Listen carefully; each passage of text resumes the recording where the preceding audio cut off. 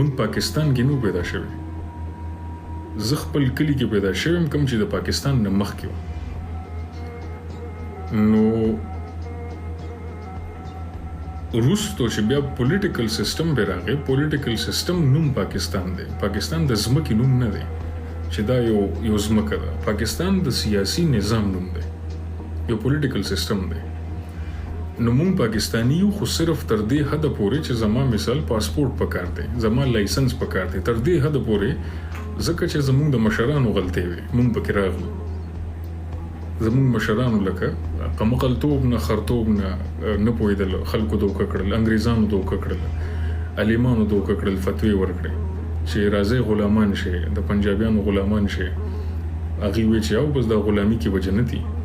نو غلامي قبول کړه، خو مونږ خو اوس علم وکړو که نه، مونږ خو پوهه شو که نه، مونږ خو هر څه په سترګو وکتل که نه.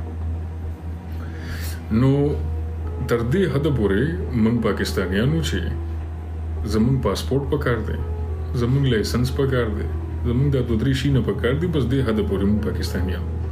هغې نه باندې مونږ هېڅ هم نو. لکه سرکاري دفتر ته چې زه ورشم، سرکاري دفتر کې زه پاکستانی یم ځکه چې ما سره د هغې شناختي کارت دی. سرکاري دفتر نه روزم زه په خپله ځمکه ولاړ یم، کومه ځمکه چې د پاکستان نه مخکې وه.